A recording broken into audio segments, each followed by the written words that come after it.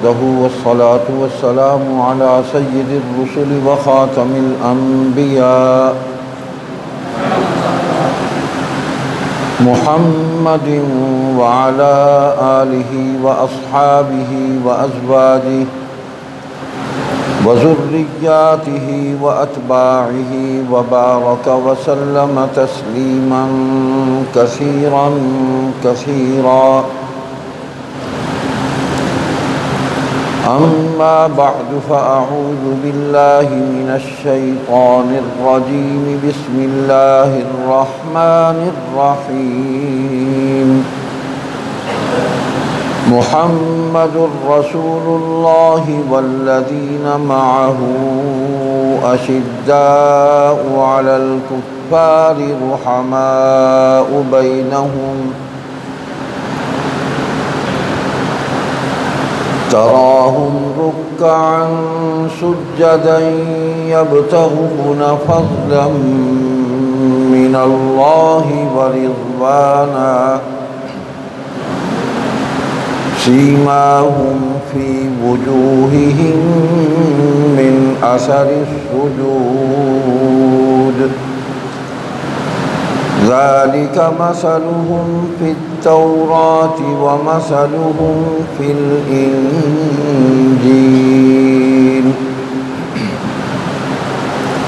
قال النبي صلى الله عليه وسلم الله الله في أصحابي لا تتخذوهم من بعدي غرضا من أحبهم فبحبي أحبهم ومن أبغضهم فببغضي أبغضهم. وقال النبي صلى الله عليه وسلم الحسن والحسين سيدا شباب أهل الجنة. صدق الله مولانا العظيم وصدق رسوله النبي الصادق الوعد الأمين. تمام حضرات درود پاک پڑھ لیں. اللهم صل على محمد وعلى آل محمد كما صليت على إبراهيم وعلى آل إبراهيم إنك حميد مجيد. اللهم بارك على محمد وعلى آل محمد كما باركت على إبراهيم وعلى آل إبراهيم إنك حميد مجيد.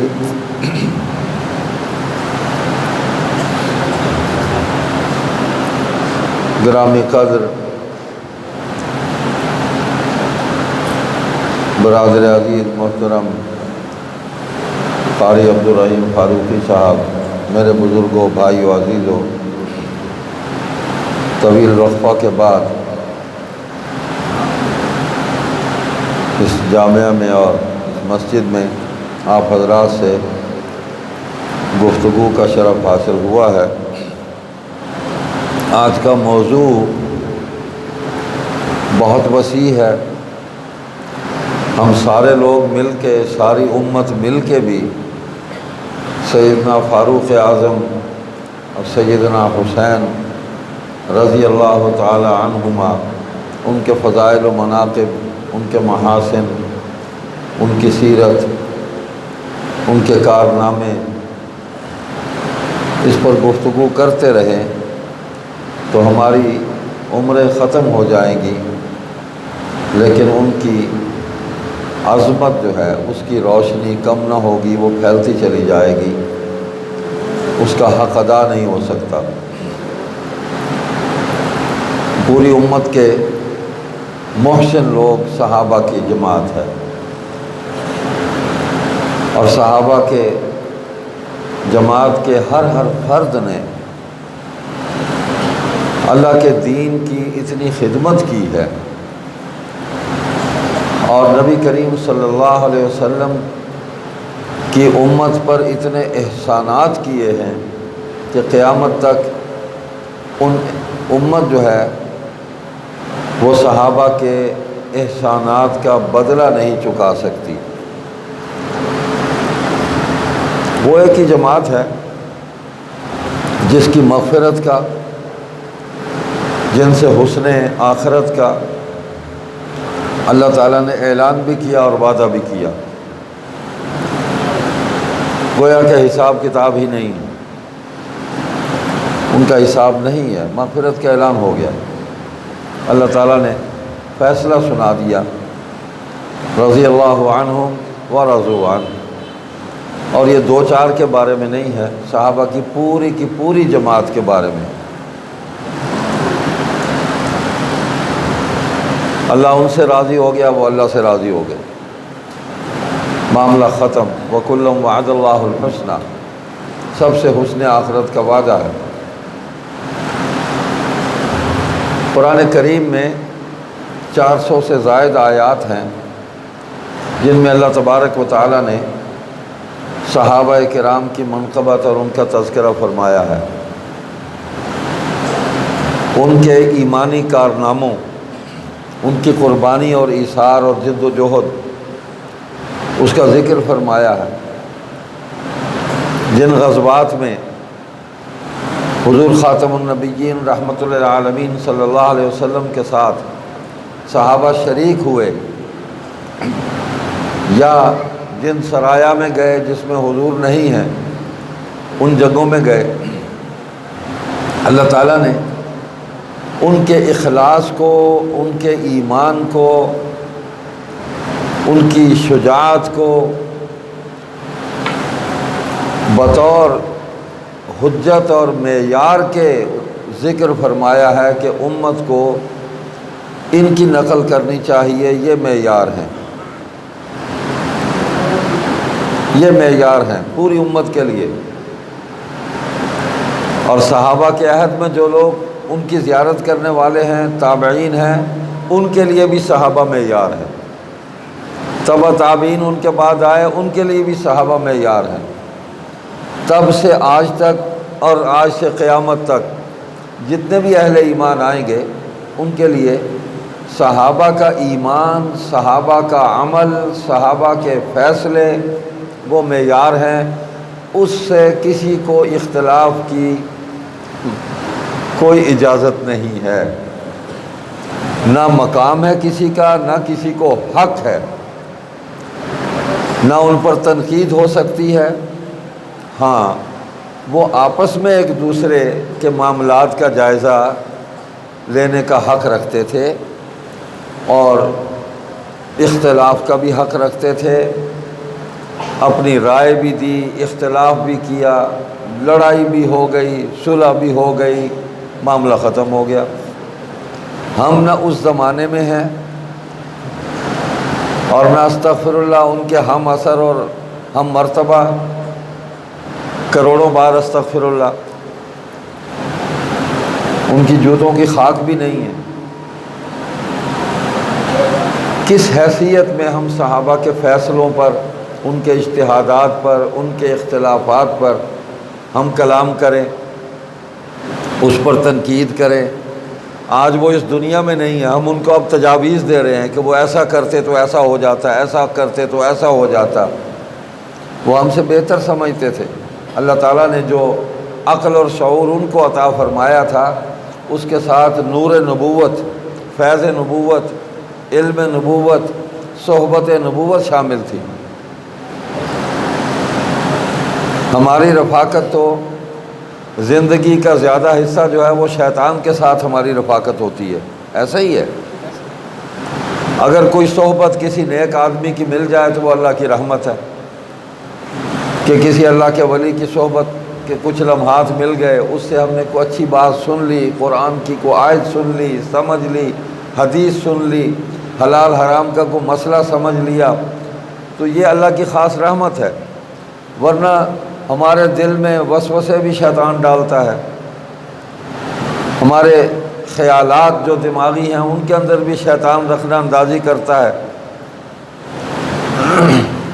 اور پتہ نہیں ہم کیا کیا گناہ کرتے ہیں، اور ہمارے گناہ زیادہ تر تنہائیوں میں ہی ہوتے ہیں۔ ظاہری گناہ تو یہی ہے کہ ہم فاسق و فاجر ہیں سارے تقریباً، الا من رحم اللہ، کوئی بچ گیا اللہ کی رحمت سے۔ گالی دینا بھی فسق ہے، غیبت کرنا بھی فسق ہے، جھوٹ بولنا بھی فسق ہے، ٹھیک ہے۔ علماء نے تو یہاں تک لکھا بازار میں کھڑے ہو کر کھانا بھی فسق ہے، گناہ ہے۔ تو صحابہ تو ان چیزوں سے پاک تھے، اللہ نے ان کو پاک کر دیا، اور وہ صحبت نبوی سے ہوا، حضور کی سنگت سے صلی اللہ علیہ وسلم، حضور کی رفاقت سے، حضور کی تربیت سے، حضور کی ڈانٹ ڈپٹ سے، بلکہ اللہ کی ڈانٹ ڈپٹ بھی ساتھ آئی ہے۔ یہ صحابہ کو اللہ تعالیٰ نے براہ راست ان کو ڈانٹا ہے، اور حضور صلی اللہ علیہ وسلم نے اس ڈانٹ کو سنایا، یہ تم نے کیا کیا؟ تو صحابہ نے توبہ کی، فوری توبہ کی، حضور کی صحبت کی برکت سے استغفار کیا، ان کی توبہ قبول کر لی، اللہ نے اعلان کر دیا جاؤ میں نے معاف کر دیا تمہیں۔ تو ساری امت ایک طرف، صحابہ کی جماعت ایک طرف، اور جماعت کا ایک فرد بھی آخری صحابی ابو طفیل عامر جو اس دنیا سے رخصت ہوا ہے رضی اللہ عنہ، طویل عمر پائی، اور دوسرا یہ ہے کہ بہت بعد میں آنے والوں میں ہے، اس لیے دیر تک اللہ پاک نے ان کو زندہ رکھا، اور ان کے زمانے تک جو لوگ زندہ تھے وہ ان کے ایمان سے روشنی لے کر اپنے ایمان کو منور کرتے رہے، ان کے اعمال کو دیکھ کر اپنے اعمال جو ہے سنوارتے رہے، ان سے حضور کی حدیثیں سنتے رہے، حضور کی سنتیں سمجھتے رہے، حضور کے اعمال اور اسوہ حسنہ وہ ان سے سمجھتے رہے۔ تو ایک صحابی اور اس کی جوتی کو لگی ہوئی جو مٹی ہے نا وہ ایک طرف، اور پوری کائنات کے مومن و مسلم اس کے زمانے سے لے کر اور قیامت تک وہ سب ایک طرف، نہیں اس کا مقابلہ کر سکتے درجے میں، اس نے حضور کو دیکھا ہے۔ تو میں نے جو آیت کریمہ شروع میں پڑھی، اللہ پاک نے اس میں فرمایا کہ محمد صلی اللہ علیہ وسلم اللہ کے رسول ہیں، اور جو ان کے ساتھی ہیں والذین معہ، جو ان کے ساتھ ہیں، اشداء علی الکفار رحماء بینہم، کفار کے لیے شدید ہیں اپنے ایمانی قوت میں اور ایمانی عمل میں، کوئی مفاہمت نہیں کرتے، اور آپس میں بڑے محبت کرنے والے ہیں، مودت کرتے ہیں، رحم دل ہیں، ایک دوسرے کے دکھ سکھ میں شریک ہونے والے ہیں، ایک دوسرے کا نفع سوچنے والے ہیں، ایک دوسرے کے لیے خیر کا جذبہ رکھتے ہیں، خیر اس کو دیتے ہیں۔ پھر اللہ تعالیٰ نے ان کی ان صفات کا ثبوت جو ہے وہ ساتھ دیا ہے کہ کہاں ان کی یہ صفات نظر آتی ہیں، تراہم رکعا سجدا، کہ دیکھو ان کے رکوع کو دیکھو، رکوع کرتے ہوئے دیکھو، ان کو سجدہ کرتے ہوئے دیکھو، ان کے رکوع اور سجود کو دیکھو، اور یہ اپنے رکوع اور سجدے میں یبتغون فضلا من اللہ ورضوانا، یہ اللہ کا فضل اور اس کی رضا کو تلاش کرتے ہیں، اس کو حاصل کرنے کے لیے رکوع اور سجدہ کرتے ہیں۔ یہ ثبوت ہے، اللہ گواہی دے رہا ہے ان کے رکوع اور سجدے کی، ان کی نمازوں کے صحیح ہونے کی، ان کی نمازوں کے قبول ہونے کی۔ اور پھر آگے فرمایا سیماہم فی وجوہہم من اثر السجود، ہاں ان کے چہرے جو ہیں، اللہ اکبر، ان کے منہ جو ہے، ان کے چہرے جو ہے، ان کو دیکھیں، ان کی پیشانیوں کو دیکھیں کہ اس پر سجدوں کے نشانات ہیں، وہ روشن ہیں، تم دیکھ سکتے ہو کہ یہ کس خلوص کے ساتھ اور کس للہیت اور میرے خوف کے ساتھ یہ مجھے سجدہ کرتے ہیں، میری رضا کے لیے، میرے فضل کو حاصل کرنے کے لیے۔ ان کے چہروں سے وہ تم علامات دیکھ سکتے ہو، وہ نور ان کے چہروں پہ ہے۔ ذالک مثلہم فی التوراۃ و مثلہم فی الانجیل، یہ باتیں تورات اور انجیل میں بھی موجود ہیں۔ تو سابقہ کتابوں میں جو منسوخ ہیں، تورات، انجیل، زبور، اللہ پاک نے ان کتابوں کے اندر بھی حضور صلی اللہ علیہ وسلم کی آمد کا ذکر فرمایا، اسی لیے سارے انبیاء حضور کی آمد کا انتظار کرتے رہے کہ وعدہ بھی کر کے آئے تھے اللہ کی بارگاہ میں، دنیا میں آنے سے پہلے قرآن نے اس کی گواہی دی ہے۔ وَإِذْ أَخَذَ اللَّهُ مِيثَاقَ النَّبِيِّينَ لَمَا آتَيْتُكُم مِّن كِتَابٍ وَحِكْمَةٍ، اس پوری آیت کریمہ کے اندر یہ واقعہ موجود ہے کہ اللہ نے کل انبیاء کو جمع کیا، ان کی ارواح کو، اور حضور صلی اللہ علیہ وسلم کو سامنے بٹھا کے ان سے حضور کی نبوت اور رسالت کا اقرار کروایا کہ اس پر ایمان لاؤ، اور یہ وعدہ کرو میرے ساتھ کہ اگر تم نے ان کا زمانہ پایا تو ان کا ساتھ دو گے۔ قالوا اقررنا قال فاشهدوا وانا معكم من الشاہدین۔ تو کل انبیاء جو حضور علیہ الصلوۃ والسلام کی نبوت اور رسالت پر بھی ایمان رکھتے تھے اور اپنی اپنی نبوت اور رسالت پر بھی ایمان رکھتے تھے، اس لیے کہ نبی سب سے پہلے اپنی نبوت پر ایمان لاتا ہے کہ یہ اللہ کی طرف سے مجھے حکم ہوا، امر الہی ہے، اللہ نے یہ منصب عطا فرمایا، اللہ پر بھی ایمان لاتا ہوں، جو نبوت اللہ نے دی اس پر بھی ایمان لاتا ہوں۔ پھر لوگوں کو دعوت دیتا ہے کہ اللہ کی عطا کی ہوئی اس نبوت کے ذریعے جو اللہ کا حکم تم تک پہنچ رہا ہے میں پہنچا رہا ہوں، میرے سوا کوئی نہیں پہنچا سکتا، اس پر ایمان لاؤ۔ تو لوگ بھی ایمان لاتے ہیں۔ تو جو کتابیں نازل ہوئیں ان کتابوں میں حضور علیہ السلام کا ذکر ہے، نہ صرف حضور کا بلکہ حضور کے صحابہ کا بھی ذکر ہے۔ بعض کتابوں میں حضرت ابوبکر صدیق اور حضرت فاروق اعظم رضی اللہ تعالیٰ عنہ کا بھی ذکر ہے کہ یہ ابتدائی ایسے لوگ ہوں گے۔ واقعہ بھی ہے، شام کے ایک سفر میں ایک یہودی نے حضور صلی اللہ علیہ وسلم اور حضرت ابوبکر کو دیکھا تھا اکٹھے، تو وہ دوڑتا ہوا آیا تھا، یہودی عالم تھا، تو اس نے پوچھا تھا کہ یہ تمہارے ساتھ کون ہے حضرت ابوبکر سے؟ تو انہوں نے فرمایا یہ میرے دوست ہیں، ان کا نام محمد ہے صلی اللہ علیہ وسلم۔ تو اس نے کہا کہ مجھے یقین ہے کہ یہ محمد وہی ہیں جن کو نبوت ملنے والی ہے، میں نے کتاب میں پڑھا ہے، ذکر ہے، زبور میں ذکر ہے، انجیل میں ذکر ہے، اس لیے کہ جب سے جس وقت سے یہ یہاں آ کر بیٹھے ہیں ایک درخت کے نیچے، اس وقت سے اس پورے علاقے میں ایک نورانیت ہے، ایک روشنی ایسی ہے جس کو میں بیان نہیں کر سکتا، میرے پاس الفاظ نہیں ہیں، ایک خاص کیفیت ہے۔ اللہ اکبر۔ تو یہ وہی ہیں جن کو نبوت ملنے والی ہے۔ پوچھا کہ تم کون ہو، تمہارا کیا نام ہے؟ بتایا، عبداللہ نام ہے، ابو بکر کہتے ہیں، کنیت ہے۔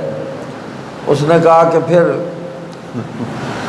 تمہارا بھی ذکر موجود ہے کہ سب سے پہلے تم ہی ان کا ساتھ دو گے۔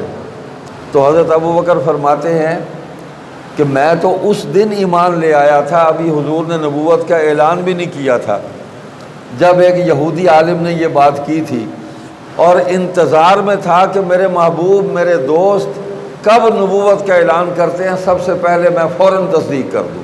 تو ایسے ہی ہوا۔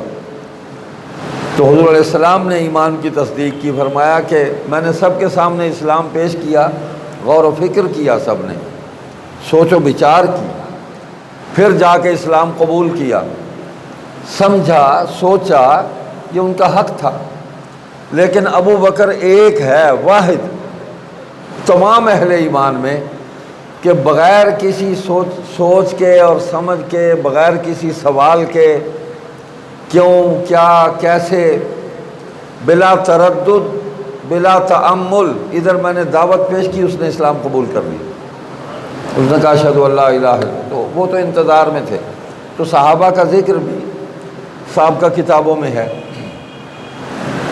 خدا نہ خواستہ اگر وہ غلط تھے تو پھر صحیح کون ہے؟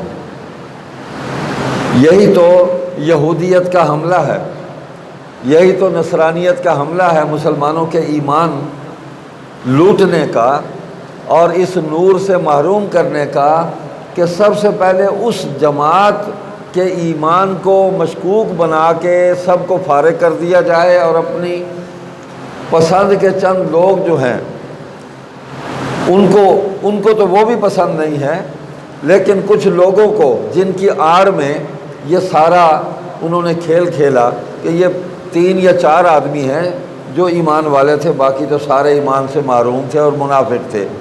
یہ اوپر اوپر سے حضور کے ساتھ تھے، اندر سے ساتھ نہیں تھے۔ مطلب ہے وہ غزوہ بدر میں بھی اوپر اوپر سے ہی لڑتے رہے، شہید ہو گئے یا بچ گئے، اور احد کے اندر بھی اوپر اوپر سے ہی لڑتے رہے، جانیں دے دی، مال دے، اوپر اوپر سے ہی ہجرت کر لی انہوں نے، مکہ چھوڑا، مکان چھوڑا، مال چھوڑا، برادری خاندان سب کچھ چھوڑ دیا۔ بھائی کمال ہے، آج یہ کام کیوں نہیں کوئی کرتا کہ اوپر اوپر سے ہی وہ سارا کچھ چھوڑ دے اور اندر سے وہ کسی اور کے ساتھ ہو۔ ہمیں اپنی محبت کا اظہار ہمارے سامنے یوں کرے کہ وہ ہماری خاطر، اسلام کی خاطر سب کچھ چھوڑ دے، قربان کر دے، اور اندر سے وہ اسلام کا مخالف ہو۔ آج تو کوئی بھی نہیں ہے۔ کون ہے؟ مال کوئی نہیں چھوڑتا، جان کوئی نہیں دیتا۔ تو صحابہ کے وجود کو مشکوک کیا کہ یہ مشکوک ہوں گے تو حضور صلی اللہ علیہ وسلم کی ذات اقدس سے مسلمانوں کا ایمان گڑبڑ ہو جائے گا، کہ یہ لوگ تیار کیے تھے۔ صحیح ہے نا؟ تو قرآن کریم نے سب سے پہلے اللہ پاک نے صحابہ کا دفاع کیا کہ میرے محبوب کے ساتھی ہیں۔ تو جن سے اللہ نے محبت کی، جن سے اللہ کے نبی صلی اللہ علیہ وسلم نے محبت کی، ایمان کا تقاضا اور تکمیل، تقاضا یہ ہے کہ اس کی تکمیل تب ہوگی جب امت بھی ان سے محبت کرے گی۔ من احبہم فبحبی احبہم ومن ابغضہم فببغضی ابغضہم۔ اللہ اللہ فی اصحابی لا تتخذوا من بعدی غرضا۔ اللہ سے ڈرو، اللہ سے ڈرو، میرے بعد میرے صحابہ کو برا نہ کہنا۔ یہ ایک ہی جماعت ہے جس کے بارے میں حکم ہے مت برا کہنا ان کو۔ جس نے ان سے محبت کی مجھ سے محبت کی، جس نے ان سے بغض کیا مجھ سے بغض کیا۔ تو ایمان مکمل جب ہوگا جن سے اللہ اور اللہ کے رسول نے صلی اللہ علیہ وسلم نے محبت کی، امت ان سے محبت کرے، ایمان مکمل ہو جائے گا۔ جن سے بغض کیا، اللہ نے نفرت کی، غضب کا اظہار کیا، اللہ کے رسول صلی اللہ علیہ وسلم نے جن سے غضب کا اظہار کیا، امت بھی ان سے نفرت کرے، ان کے عقیدے کی وجہ سے، ان کے شرک کی وجہ سے، ان کے کفر کی وجہ سے، اور ان سے بغض کرے، ان سے دشمنی کرے، تو تب ایمان مکمل ہوگا۔ حدیث میں آتا ہے، حضور صلی اللہ علیہ وسلم فرماتے ہیں، مفہوم یہ ہے کہ ایک مومن کی شان ہی یہی ہے کہ اس کی محبت بھی اللہ کے لیے ہوتی ہے، اس کی نفرت بھی اللہ کے لیے ہوتی ہے، اس کا بغض بھی اللہ کے لیے ہوتا ہے، اپنی ذات کے لیے نہیں ہوتا۔ کیونکہ میری ذات جو ہے یہ ایمان کا معیار نہیں ہے۔ مجھ پر تو شیطان بھی غلبہ پا لے گا، بڑے سے بڑے ولی کو چکر دے کے بہکا دے گا۔ اس نے انبیاء پر حملے کی کوشش کی، لیکن انبیاء براہ راست اللہ کی حفاظت میں ہوتے ہیں، اس لیے شیطان کے حملے کا شکار نہیں ہوتے۔ شیطان کو شکست دیتے ہیں اور اپنے عہد کی تمام شیطانی قوتوں کو شکست دیتے ہیں۔ کسی نبی نے اپنے عہد کے کسی بادشاہ کے اقتدار کو تسلیم نہیں کیا۔ نبی اللہ کی حکومت قائم کرنے کے لیے آتا ہے، اللہ کے دین کو نافذ کرنے کے لیے آتا ہے، وہ کسی کا اقتدار قبول نہیں کرتا، وہ کہتا ہے میری اطاعت کرو، اور میری اطاعت اللہ کی اطاعت ہے۔ حضور صلی اللہ علیہ وسلم نے کسی حکمران کی اطاعت قبول نہیں کی، اللہ کی حکومت قائم کی، اور اس کے لیے قربانیاں وہ صحابہ نے دی ہیں۔ تو یہ ایک تمہیدی بات تھی کہ ہمارے دل و دماغ کے اندر صحابہ کی محبت جو ہے اس کو نقش ہو جانا چاہیے، اس کے بغیر ایمان ہے ہی نہیں۔ اب حضور صلی اللہ علیہ وسلم کے سب سے زیادہ قریب جو لوگ تھے، جو شروع میں ایمان لانے والے جو حضرات ہیں، حضرت ابو بکر ہیں، حضرت عمر ہیں، حضرت عثمان ہیں، حضرت علی ہیں، پھر وہ عشرہ مبشرہ ہیں، حضرت سید الشہداء حضرت حمزہ ہیں۔ تو خواتین میں بھی آپ کی زوجہ محترمہ ام المومنین سیدہ خدیجہ رضی اللہ تعالی عنہا، یہ اول ایمان لانے والے لوگ ہیں۔ مشکل وقت تھا، یہ ایمان لائے، پھر حضور صلی اللہ علیہ وسلم کے ساتھ مل کے انہوں نے دعوت دی، دین پھیلا، پوری دنیا میں پہنچا۔ وہ وقت آیا کہ پھر 10,000 قدوسیوں کے ساتھ، صحابہ کے لشکر کے ساتھ حضور صلی اللہ علیہ وسلم مکہ میں پھر دوبارہ داخل ہوئے، اور آپ صلی اللہ علیہ وسلم نے وہاں فتح کا اعلان کیا، سب کو معاف کیا، سب کو دین کی طرف متوجہ کیا، اللہ کی طرف بلایا۔ جو دشمن تھے وہ سارے کے سارے واپس آ گئے، اور قرآن کریم کا وہ وعدہ پورا ہو گیا۔ اعوذ باللہ من الشیطان الرجیم، عسى اللہ ان یجعل بینکم وبین الذین عادیتم منہم مودہ واللہ قدیر واللہ غفور رحیم۔ عن قریب اللہ تعالیٰ تمہیں ملا دے گا، تمہارے دوستوں، تمہارے دشمنوں کو اور تمہیں آپس میں ملا دے گا، تمہارے دلوں میں مودت اور محبت قائم کر دے گا۔ اور اللہ اس چیز پر طاقت اور قدرت رکھتا ہے، ہر چیز پر اللہ کو قدرت حاصل ہے۔ تو اللہ تعالیٰ نے وہ دکھا دیا کہ وہ مکہ والے جو سارے دشمن تھے حضور کو، حضور کے صحابہ کو، حضور کے گھر والوں کو، حضور کی بیٹیوں کو مکہ سے نکلنے پہ مجبور کیا، ہجرت کی، سب کچھ چھین لیا، اذیتیں دیں، بیت اللہ چھڑوا دیا، لیکن وہ سب پھر حضور صلی اللہ علیہ وسلم کے قدموں میں آ کے بیٹھ گئے۔ جو گالیاں دیتے تھے وہ بھی آ کے بیٹھ گئے، جن کے قتل کا حکم تھا ان کو بھی معافی مل گئی۔ حضور نے ایسی اپنی صفت رحیمی جو تھی، رحمت للعالمین، دو جہانوں کے لیے رحمت، یہاں بھی اور آخرت میں بھی ہمارے لیے حضور علیہ السلام رحمت ہے۔ یہاں دین رحمت عطا فرمایا، اور اللہ کے دین کا وہ راستہ جو رحمت کا راستہ ہے، مغفرت کا راستہ ہے، عظمت کا راستہ ہے، وہ ہمیں دکھایا، اور اس پر چلنے والوں کی جماعت بھی ساتھ دکھا دی کہ یہ دیکھو چل رہے ہیں، یہ کامیاب ہو گئے، کامیاب ہو گئے۔ اور آخرت میں ہمارے لیے شافع بن کر حضور صلی اللہ علیہ وسلم تشریف لائیں گے اور اپنی امت کے لیے شفاعت فرمائیں گے، وہاں بھی ہمارے لیے رحمت ہے۔ تو حضور نے معاف کر دیا، معاف کر دیا۔ تو طائف والے بھی مسلمان ہو گئے، مکہ والے بھی مسلمان ہو گئے۔ ابو سفیان رضی اللہ تعالی عنہ، وہ خود، ان کی بیوی، ان کا سارا گھرانہ مسلمان ہو گئے۔ ابو جہل کے اولاد جو ہے وہ مسلمان ہو گئی، بیٹا مسلمان ہوا حضرت عکرمہ رضی اللہ تعالیٰ عنہ۔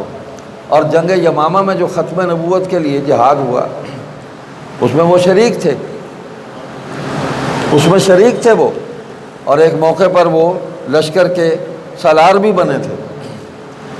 تو ان کو اپنے باپ کے مرنے کا کوئی غم نہیں تھا، ان کو یہ غم تھا کہ حضور کی نبوت پر حملہ کیا ہے، اس کو میں نے ختم کرنا ہے۔ باپ کا غم بھول گیا کہ باپ کیا ہے کہ وہ لا یؤمن احدکم حتی اکون احب الیہ من والدہ وولدہ والناس اجمعین۔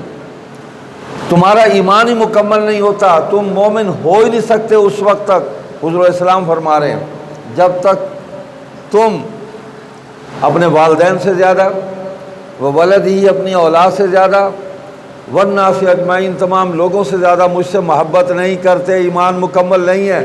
تو ایک ہی جماعت ہے جس نے اس معیار کو اور ان شرائط کو پورا کیا ہے، وہ صحابہ کی جماعت ہے۔ ابو بکر صدیق کا بیٹا مقابلے میں تھا بدر میں، بعد میں وہ بھی مسلمان ہو، تو اس نے کہا کہ ابا جان آپ کئی دفعہ میری زد میں آئے لیکن میں نے باپ سمجھ کے چھوڑ دیا۔ انہوں نے فرمایا کہ میں اگر تجھے دیکھ لیتا تو کبھی نہ چھوڑتا، اس لیے کہ تو حضور صلی اللہ علیہ وسلم کے مقابلے میں تھا، نہ چھوڑتا میں۔ حضور کے چچا عباس بھی گرفتار ہو گئے تھے، صرف بنو امیہ کے لوگ ہی گرفتار نہیں ہوئے، بنو ہاشم کے لوگ بھی گرفتار ہوئے، انہوں نے بھی فتح مکہ کے موقع پر اسلام کا اعلان کیا۔ تو جس طرح ابو سفیان حضرت معاویہ، سیدہ ہند اور بنو امیہ کے پورے خاندان، ان کے اسلام کو اللہ تعالیٰ نے قبول کیا، حضور صلی اللہ علیہ وسلم نے قبول کیا، تصدیق کی۔ اسی طرح اپنے چچا حضرت عباس کے اسلام کو بھی قبول کیا، تصدیق کی۔ ابو لہب کے بیٹوں نے اسلام قبول کیا، اس کی بیٹیوں نے اسلام قبول کیا، چچا تھا پورے تو سب آ گئے اسلام میں۔ اب آ گئے تو الاسلام یہدم ما کان قبل، جب کوئی اسلام قبول کر لیتا ہے تو پچھلے سارے گناہ منہدم ہو جاتے ہیں، ختم ہو جاتے ہیں، پاک ہو جاتا ہے۔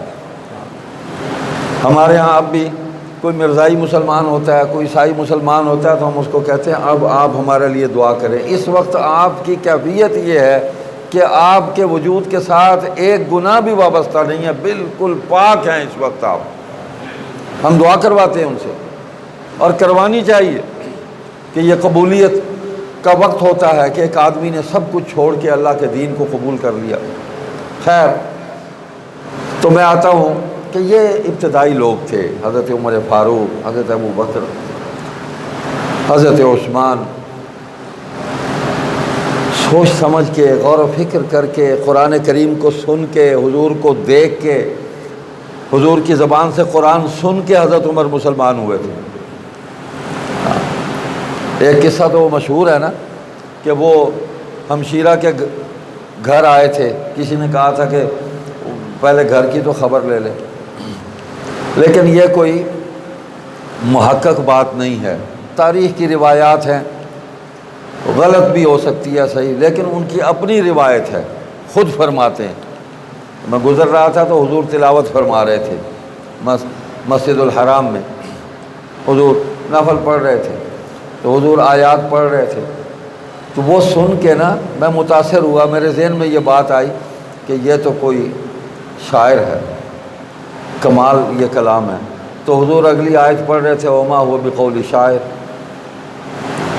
تو میرے ذہن میں جو سوال اٹھتا تھا نا، اللہ تعالیٰ نے ایسا منظر بنایا، حضور کے ساتھ تو وحی کا تعلق وہ تو کنیکٹڈ تھا نا جی، تعلق موجود تھا، تو اللہ پاک اپنے نبی صلی اللہ علیہ وسلم کی زبان سے انہی آیات کو جاری فرما رہے تھے، ادھر عمر کے دل میں خیال آ رہا تھا، ادھر اگلی آیت میں جواب آ رہا تھا۔